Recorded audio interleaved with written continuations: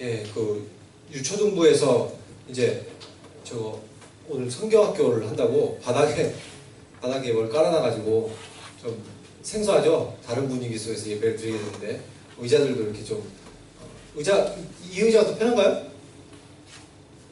더 안 편해요? 성경책 놓으려면 이제 좀 불편하긴 할 것 같고 그냥 앉아있기에는 좀 의자가 좀 편하죠. 이런 의자가. 저는 어렸을 때 이제 교회를 굉장히 잘 다니다가 부모님이 초등학교 2학년 때부터 교회를 안 데려가 가셔서 교회를 오랫동안 안 갔습니다. 한 6년. 이렇게 뭐 다니지도 않고 거기다 이사도 가고 그래갖고 친구도 없고. 근데 이 부산에는 여기는 교회 간 사람들이 그렇게 많죠. 근데 부산 지역에는 교회 다니는 사람들이 별로 없어요. 그래서 뭐 전도하는 사람도 없고 교회 다니는 사람도 잘 없고 그러다 보니까 뭐 교회 가봤자 친구도 없고 저는 성격이 굉장히 극도의 내성적인 성격입니다. 그래서 사람들한테 말하는 거 꺼려하고 누가 이거 말 걸면 도망가고 원래 이런 스타일이었어요. 그래서 청소년 때도 이제 나중에 친구 따라서 교회를 결국 나가는데 애들이 이렇게 말을 걸면 그 자리에 못 있어요. 그 자리를 이제 벗어나고 이렇게 딴 데 가버리고 화장실 가는 척하고 맨날 이럴 정도로 굉장히 내성적인 애였거든요. 그래서 그 전에는 이제 교회 가자고 안 하니까 교회도 저 혼자 어떻게 가겠어요. 못 가고 하다가 중2 때 이제 친구 전도로 다시 교회를 나갔어요. 근데 교회를 가보니까 이제 수련회를 하더라고요. 근데 저는 그 당시에 뭐 수련회가 뭔지는 몰랐는데 일단 친구들하고 뭐 교회 사람들하고 이렇게 어디 외부에 나가서 2박 3일 정도 그렇게 뭔가 그때는 3박 4일이나 아무것도 모르겠는데 그렇게 이렇게 뭔가 이렇게 뭘 한다고 하니까 굉장히 나름 이제 기대도 되고 저는 굉장히 좋더라고요. 그리고 수련회 가서 보니까 저는 말씀을 듣는 걸 상당히 좋아했습니다. 그래서 여러분들은 설교 듣는 거 좋아하나요? 별로 안 좋아하는 친구들이 많겠지만 저는 굉장히 좋아했어요. 그래서 말씀을 알아간다는 게 정말 기쁨이 있었기 때문에 더욱더 또 수련회 가서는 더욱더 말씀을 많이 이제 전해주시잖아요. 그래서 굉장히 좋았습니다. 수련회 가서 얻게 되는 영적 유익이 굉장히 크죠. 어떤 사람들은 거의 뭐 1년가도 거의 기도 안 하는 사람들 있잖아요. 그렇죠? 근데 어떤 친구들은 그런 친구들이 딱 수련회 가면 어때요? 기도를 많이 하게 되니까 이게 예전에 한 그 전도사님이 그 얘기를 해주시더라고요. 너희들 이렇게 평소에 기도도 안 하잖아. 그러면서 수련회 가면 너희들 1년 기도할 거 거기서 다 할 수 있다고. 그래서 제가 얘기하는데 진짜 그때 저도 그 얘기를 듣고 진짜일 것 같은 생각이 들었어요. 왜냐면 저도 그때 당시 거의 기도를 안 하는 사람이었는데 수련회 가면은 기도를 꽤 많이 하니까 꽤 유익함이 있겠구나. 그렇죠. 평소에 기도 안 하다가 꽤 많은 시간을 기도하니까 그거 어떻게 되는 거예요? 1년 동안 아니면 6개월 동안 내가 쌓아 올릴 수 있는 영성보다 더욱더 큰 유익을 얻을 수 있겠다. 이런 생각이 막 저한테 찾아오는 거예요. 저도. 그래서 수련회는 꼭 가야 되겠구나. 청소년 때 그런 생각을 했었는데 그렇게 하고 이제 말씀 같은 경우도 평소에 들을 수 없는 이제 더욱더 깊이 있는 말씀들을 듣게 되고 하니까 굉장한 영적 유익이 있습니다. 이렇게 수련회를 매번 가다 보면 자기도 모르는 사이에 이렇게 신앙이 자꾸 성장해요. 그리고 하나님을 만난 그런 추억들이 생기게 됩니다. 저는 청소년 때부터 청년 때까지 수련을 몇 번이나 갔을까요? 수십 번 간 것 같은데 청년 때 같은 경우는 한 여름 한 번, 그러니까 방학 동안에 수련회랑 아웃리치까지 포함해서 5번 간 적도 있어요. 청년부 수련회가 2번 있었고 고등부 수련회 보조 교사로 따라갔고 그 다음에 소년부 교사라고 있었기 때문에 소년부 교사로 갔고 그 다음에 아웃리치라고 이제 전도여행까지 해서 5번을 많이 갔어요. 그러니까 그렇게 막 다니다 보니까 은혜를 안 받을래야 안 받을 수가 없는 구조가 되었죠. 그러다가 제가 24살 때 이제 정말 영적인 깊이 있는 체험을 하게 된 것입니다. 그래서 제 인생이 완전히 달라지게 됐죠. 그러다 보니까 저는 뭐 수련회를 가자고 사람들한테 굉장히 권면을 많이 해요. 제가 꼭 목회자라서가 아니라 청년 때도 주변 사람들한테 수련회 가자고 권면을 많이 했습니다. 그 이유가 여러분은 뭐 수련회 한번 뭐 안 가고 그냥 그리고 교회만 나오면 됐지 이렇게 생각할 수 있지만 수련회 한 번으로 인해서 우리들의 인생이 어떻게 달라질지 모른다고 저는 생각하기 때문에 제가 그걸 경험했으니까 그렇기 때문에 수련회는 정말 저에게 중요하다고 생각을 하고 있습니다. 오늘 말씀에도 저는 이제 수련회를 통해서 예수님을 굉장히 깊이 만났어요. 그 이전에도 물론 신앙생활을 했고 모태신앙이었지만 수련회를 통해서 굉장히 주님을 깊이 만났어요. 근데 오늘 말씀에 보면 어떤 한 시점에서 예수님을 깊이 만나게 되면서 인생이 바뀌었던 한 사람이 오늘 소개되고 있습니다. 그 사람이 삭개오라는 사람인데 예수님께서 어느 날 여리고라는 도시에 들어가셨어요. 여리고성가 굉장히 큰 도시는 아닙니다. 근데 그 도시에 들어오셨다는 소문을 듣게 되면서 거기에 이제 삭개오라는 세리장이 살고 있었거든요. 그래서 이 사람이 소문을 듣고 어떤 액션을 취하는 장면이 나오는데, 당시에 세리라는 직업 저번에도 이제 마태에 대해서 이제 설교를 하면서 말씀을 드렸습니다만 기억하실지 모르겠지만 세리라는 직업이 요즘으로 쉽게 말하면 이제 세금 공무원이잖아요. 그죠? 세무 공무원. 근데 저도 예전에 이제 그 세무 쪽에 관심이 좀 있어갖고 공인은 회계사라든지 아니면 이제 세무사를 시험을 보고 싶은 생각들이 있습니다. 제가 경제과에 나왔었으니까 원래. 그런데 이제 세무 쪽으로 하면은 좀 이렇게 돈을 잘 벌 수 있어요. 돈을 만지는 직업들이 돈을 많이 벌습니다. 세무사가 되면은 이제 돈을 많이 벌 수 있는 길들이 열릴 수 있기 때문에. 근데 이 당시에 이 로마가 이스라엘 백성, 그러니까 유대 민족들을 식민지로 삼고 있었기 때문에 거기서 이제 그런 대제국을 유지하기 위해서는 돈들이 많이 필요하잖아요. 그죠? 그래서 세금을 걷는데, 세금을 거둘 때 로마인들이 거두려고 하면 효율적으로 걷기가 어려워요. 사람들을 조사하는 것도 어렵고, 그 다음에 사람들이 더욱더 따라주지 않는 것도 더 심할 것이고, 그러니까 여러 가지 할 수 있는 방법 중에서 좋은 방법이 뭐예요? 현지인 중에서 이 세무 공무원들을 차출하는 것이 가장 좋은 방법이죠. 그래서 그 사람들에게 현지인들 중에서 이제 좀 이렇게 똘똘하고 로마에 빌붙어서 잘 이렇게 굽신굽신 거리면서 세금을 잘 납부하게 만들 것 같은 사람들을 세리로 삼습니다. 그래서 이제 그 사람들을 통해서 세금을 걷게 하니까, 여러분들이 유대인의 입장이었다면 그런 세금을 이제 여러분들의 압제하고 있는 나라의 그러니까 식민지인데 여러분이, 근데 그런 제국에 세금을 갖다 바치는 걸 여러분 기뻐하시겠어요? 굉장히 싫어하겠죠, 그렇죠? 그럼 세리라는 직업이 어떤 직업이겠어요? 유대 민족들에게 굉장히 이게 왕따 취급당하고 죄인 취급당할 수밖에 없는 직업이겠죠, 그렇죠? 우리나라도 일제시대 때 36년 치하에 있으면서 어떤 일들이 있었어요. 거기서 그냥 가만히 있었어요. 일본들이 우리나라도 똑같이 했잖아요, 그죠? 사람들을 세워서 그 사람들에게 세금을 걷게 하고 쌀을 수탈해 갔단 말이죠. 그때 그 사람들은 우리들은 뭐라고 불렀어요? 매국노라고 불렀잖아요, 그죠? 그러면 이 지금 세리라는 직업이 매국노 같은 직업인데, 문제는 거기에다가 이 사람의 직업이 세리 중에서 뭐라고요? 장이래요. 요즘으로 따지면 뭐 세무처장이겠지만, 그때 당시로 따지면 이게 그 지역을 총괄하는 세금 이게 공무원인데, 여러분, 이 세리들한테 로마가 월급을 주지 않습니다. 그러면 어떻게 재산을 모아요? 어떻게 해서 자기 수입을 확보하겠어요? 여러분들이 이제 백성이고, 제가 세금 공무원이라고 치면, 세리라고 치면 여러분들에게 돈을 예를 들어서 10만원씩, 한 사람당 10만원씩 받아야 된다면 제가 어떻게 할까요? 사람들 몇 명이지? 한 20만원씩은 받아야 되겠네요. 숫자가 별로 안 되니까, 그쵸? 그럼 20만원을 받아야지 제가 생계가 돼요, 그쵸? 그러니까 20만원씩 받는 거예요. 이런 식으로 해서 자기의 재산을 불려나가는 것이 세리였다는 것이죠. 그렇기 때문에 더욱더 세리를 미워할 수밖에 없는 구조였습니다. 그러니까 여기에 보면 이제 부자라고 소개하고 있는데, 아마도 부를 어떻게 모았겠어요? 그러니까 이런 방법으로 모으지 않겠어요? 설마 그냥 로마한테 세금만 갖다 바치고 자기는 내가 그냥 땅 팔아먹고 살게요 이러면서 막 농사에 지어가지고 그렇게 살지 않을 거 아니에요, 그렇죠? 그렇기 때문에 굉장히 싫어하고 있었는데, 예수님이 이 도시에 오셨다는 것을 듣고 지금 이 세무사 근처에 지나가신다는 걸 알고는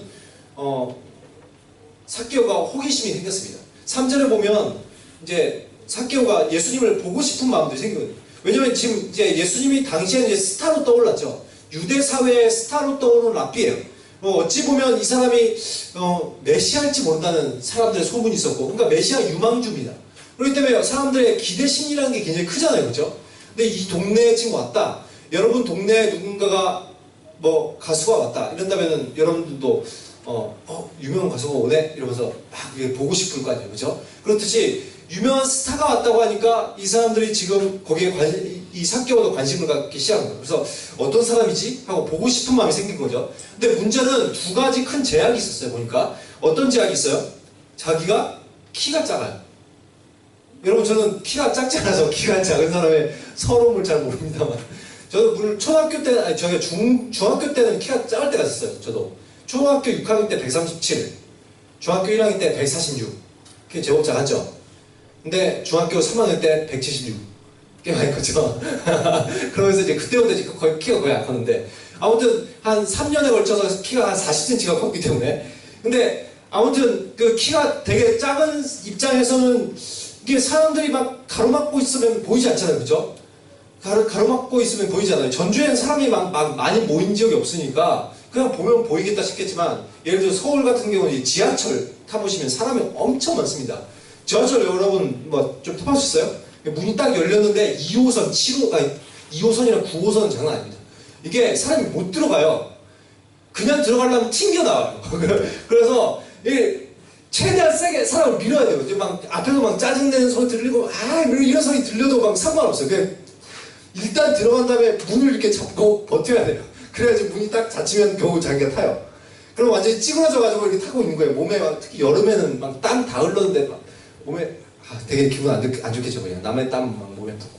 근데 그렇게 타야 돼요. 근데 이렇게 사람이 많은 곳에서 저는 키가 그래도 어느 정도 되니까 이렇게 보면은 이렇게 보이잖아요, 저쪽에. 근데 키가 좀 작으면 이게 다 가리겠죠. 그러면 좀 그 기분이 좀 이해는 갈 것 같아요. 안 보이니까 앞에가. 아예. 삭개오의 기분이 그거죠. 자기가 아무리 예수님을 예를 들어서 보고 싶어도 사람들의 궁중에 쌓여있으면 삭개오가 볼 수가 있어요? 자기만 이렇게 점프해갖고 막 보려고 시도한다 해도 한번 올라갈 때 잠깐 하고 딱 이러면서 또 안 보이잖아요. 이게 굉장히 힘든 거죠. 그러니까 삭개오는 사람도 많고 자기가 키가 작으니까 어떻게 할까 생각해보는 거예요. 내가 어떻게 하면 예수님을 제대로 볼 수 있을까? 근데 기발한 생각을 해야 됩니다. 보니까 예수님이 어디로 올지가 이제 길이 딱 보이는 거죠. 이쪽으로 올 것 같아요. 그 예상 경로를 파악하고 나서 잽싸게 그쪽으로 달려갑니다.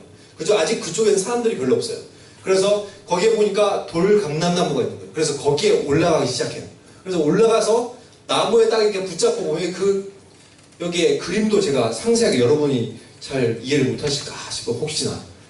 여러분, 여기 그림을 보시면 삭개오가 딱 좀 초라해 보죠?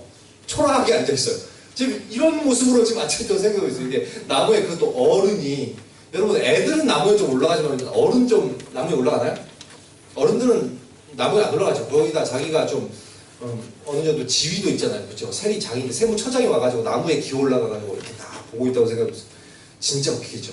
근데 그런 어떠한 사람들이 자기를 어떻게 생각할까 이런 시선들을 생각하지 않고 그냥 나무에 올라가긴 한 거예요. 뭐 때문에? 예수님을 한번 보겠다는 일념하에. 그렇게 해서 딱 올라가 있으니까 예수님이 아니나 다를까 딱 그곳으로 오시는 거예요. 그러더니 예수님이 그냥 지나갈 줄 알았는데 자기를 딱 쳐다봅니다. 사람들의 시선도 자기를 향했겠죠. 그러면서 예수님하고 눈이 딱 마주쳤는데 예수님이 그런 얘기를 하신 거예요. 삭개오야, 속히 내려와라. 내가 오늘 너의 집에 머무르겠다. 이렇게 얘기를 하시는 거예요. 여러분, 삭개오가 굉장히 놀라지 않았을까요? 일단은 뭐 때문에 놀랄까요? 뭐 때문에 놀랄 것 같아요, 일단? 여러분한테 딱 누가 엄청난 스타가 지나갑니다. 지나가다가 딱 여러분 보고는 지호가 내려가라 이렇게 얘기를 하는 거예요. 그러면 여러분 뭐 때문에 놀랄 것 같아요? 먼저는 그렇지, 내 이름을 어떻게 알아? 내 이름을 알고 있어요. 그러니까 놀라웠고, 거기다가 지금 이 세리장이 어떤 직업이라고요? 세리라는 직업이 어떤 직업이라고요? 당시에 유대인들한테 왕따당하고 그 다음에 죄인 취급당하는 사람이었어요. 근데 여러분, 유대인들의 지금 랍비 스타로 떠오른 사람이 자기에게 지금 이런 죄인 같은 사람한테 와서 너희 집에 머무르겠다라고 얘기한다면 이게 보통 문제가 아니잖아요. 그렇죠? 쉬운 문제가 아니죠. 나에게 어떻게 찾아오냐는 거예요. 그래서 보면 6절에 보면 급히 내려와서 즐거워하며 영접을 합니다. 어서 들어오세요. 얘기를 하는 거예요. 그때 보니까 7절에 보니까 이때 많은 사람들이 어떻게 돼요? 막 수근수근 거리는 거예요. 그러면서 무슨 말이에요? 그가 죄인 집에 머무르러 들어갔다. 이렇게 얘기하는 거예요. 유대인들은 다 이 사람이 죄인이라는 걸 알아요. 세리장이고 그 사람은 죄인이라고 생각을 하고 있어요. 근데 그 집에 어떤 사람이 들어왔어요? 당시에 랍비라고 인정받는 사람. 메시아 유망주의 원사. 유대인들의 메시아라면 당연히 어디에 들어가야 정상이에요? 만약에 들어간다면. 당시에 좀 유명한 어떤 정치인의 집이라든지, 요즘도 마찬가지잖아요. 만약에 이 땅에 왕으로 오실 분이 찾아오셨어요. 우리나라에. 그런데 그분이 태어나셔서 잘하셔서 이 땅에 이제 왕권을 가지고 이 땅에 오셨단 말이에요. 그럼 그분이 어디에 갈 것이라고 우리들은 예상하기 쉽겠어요? 당연히 뭐 국회의원 집이나 아니면 뭐 대통령 아니면 뭐 이렇게 유명한 사람들 집 아니면 적어도 이렇게 좀 당시에 굉장히 촉망받는 어떠한 그런 사람들, 랍비들, 이런 집에 가야지 정상 아니에요? 근데 지금 새 집으로 찾아가신다는 거예요. 그러니까 사람들이 수군거리기 시작하는 거죠. 그런데 예수님은 지금 뭐라고 얘기하고 있어요? 보면 10절에 보니까 예수님의 오신 목적을 정확하게 얘기하고 있습니다. 뭐라고 얘기해요? 인자가 온 것은 잃어버린 자를 찾아 구원하려 합니다. 예수님께서는 의인을 부르러 이 땅에 오시지 않았어요. 누구를 부르러 오셨다고요? 죄인들을 부르러 오셨다는 거예요. 만약에 죄인들을 구원하는 것이 예수님의 목적이 맞다면 당연히 예수님이 어느 집에 들어가는 것이 먼저겠어요? 당연히 죄인 집에 들어가는 것이 맞는 거예요. 예수님이 이것을 위해서 오셨다고 얘기를 하고 있어요. 삭개오는 아마 예수님하고 이제 집에서 여러 가지 얘기를 나눴겠죠. 그러면서 예수님이 메시아라는 것을 확신하기 시작했을 것입니다. 그리고 죄인인 자기를 구원하러 이 땅에 오셨다는 것을 믿기 시작했을 거예요.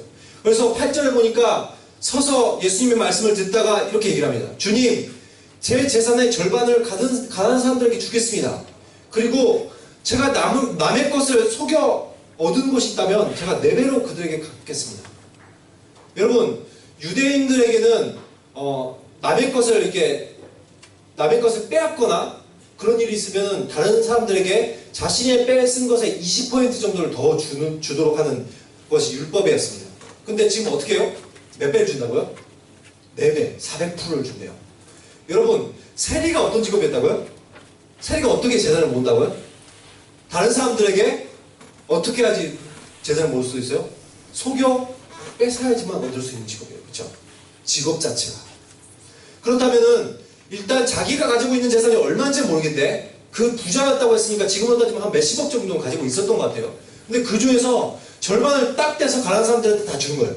그 절반이 남았어요. 근데 그 절반 가지고 내가 다른 사람들에게 뺏은 재물들은 제가 4배로 갚겠습니다. 이렇게 해요. 그럼 어떻게 해야 돼요? 자기가 이제까지 다른 사람들에게 뺏어오는 일을 했는데 자기의 재산은 어떻게 해야 돼요? 다 죽어도 모자라면 모자랐지 그렇게 남진 않을 거예요. 그쵸?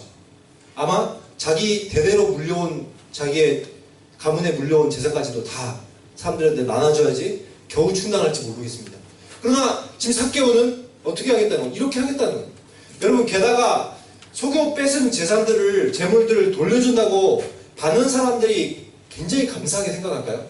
제가 재산 이렇게 세금을 걷었어요. 그래서 한 1,000만 원 이제까지 걷어왔어요. 근데 내가 미안하다. 그래서 내가 너한테 속여서 뺏었어. 그래서 4천만 원 줘요. 그럼 그 사람들이 고마워. 날 속여 뺏었구나. 그래서 이렇게 많은 걸 주다니 하면서 좋아하기만 할까요? 그러지만 않겠죠. 그런 사람도 있겠지만 어떤 사람은 어떻게 하겠어요? 내가 이럴 줄 알았다. 네가 내 거 다 뺏었어 집에. 이러면서 막 기분 나빠하고 욕하고 침뱉고 이런 사람도 있지 않겠어요? 근데 이런 모든 것을 지금 어떻게 하겠다는 삭개오는 감수를 하겠다. 근데 뭐 때문에? 뭐 때문에 이렇게 하겠다는 거예요? 왜 이런 삶의 변화가 일어났죠? 그가 예수님을 깊이 만났기 때문에. 예수님을 만났기 때문에 그의 인생이 완전히 변화되기 시작했습니다.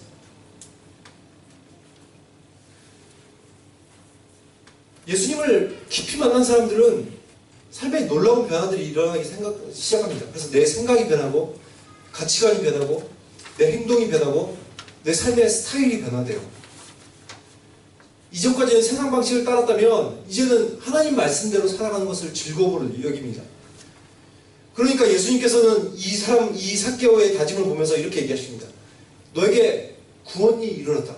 또 너는 아브라함의 자손이다. 이렇게 얘기해요. 아브라함의 자손이라는 것은 하나님의 나라를 유업으로 이룰 자를 말하고 있어요. 하나님께 복을 받을 자. 그 사람이라고 지금 선포하고 있는 거예요. 여러분, 이번 주 목요일날 수련회를 갑니다. 근데 저는 이번 수련회가 정말 저희들이 삭개오처럼 예수님을 깊이 만날 수 있는 시간이 되었으면 좋겠어요. 그러려면 저희들이 가만히 있다고 예수님을 깊이 만날 수 있는 건 아니죠. 예수님을 만나려고 하는 자리로 나가야 돼요. 삭개오는 어떻게 했어요? 삭개오에게도 분명히 예수님은 오고 계셨고 또한 예수님을 만나기 어려운 상황이 있었어요. 자기는 적어도 자기가 키가 작다는 것과 사람들이 그렇게 많아서 예수님 볼 수 없다는 2가지 어려움이 있었습니다. 이런 상황과 환경들을 만났을 때 어떻게 하냐는 거예요. 여러분 어떻게 합니까? 여러분은 예수님을 정말 만나고 싶은데 예수님께 나가고 은혜 받고 싶은데 만약 여러분의 삶 가운데 여러 가지 어려움이 있다면, 만약에 부모님이 수련회 가지 말라고 반대를 하고, 또한 학교에 무슨 프로그램이 있고 학원을 가야 되고 또한 동아리에 모임이 있고 친구들 만나야 된다면 여러분 어떻게 하시겠냐는 거예요. 여러분 결단을 해야 되는 거예요. 예수님을 깊이 만나기 위해서는 삭개오처럼 자기가 달려나가야 되는 것입니다.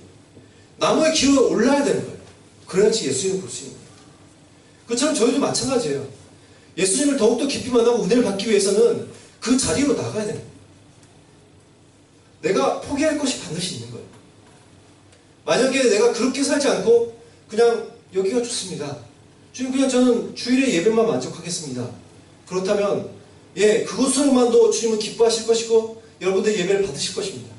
그러나 정말 예수님과의 깊은 교제의 자리로는 여러분들이 나가기는 어려울 것입니다. 여러분 이번 주 목요일날 수련회 가게 되는데 정말 이렇게 은혜를 받기를 소망하신다면, 예수님 깊이 만나기를 소망하신다면 결단하셨으면 좋겠어요. 물론 반드시 이번 수련회 내가 영적인 깊은 체험을 하고 주님을 깊이 만난다는 보장은 없습니다. 단지 그런 기회가 열려 있을 뿐이죠. 근데 저는 여러분들이 모두 그렇게 참여했으면 좋겠어요. 저도 수련회를 한 번을 갔을 때 큰 은혜 받았던 건 아닙니다. 그 수련회가 쌓였을 때, 그리고 많은 수련회를 갔던 그 여름날 하나님께서 저를 굉장히 깊이 만나주셨어요. 그것처럼 정말 여러분들도 내가 무리해서 갈 필요 없지 이렇게 생각하면서 환경에 순응하며 살아가는 사람들이 되는 것이 아니라 여러 가지 어려움을 만날 때 오히려 더욱더 달려나가서 하나님을 만날 수 있는 그런 여러분이 되시기를 예수 그리스도의 이름으로 축원합니다. 기도하도록 하겠습니다.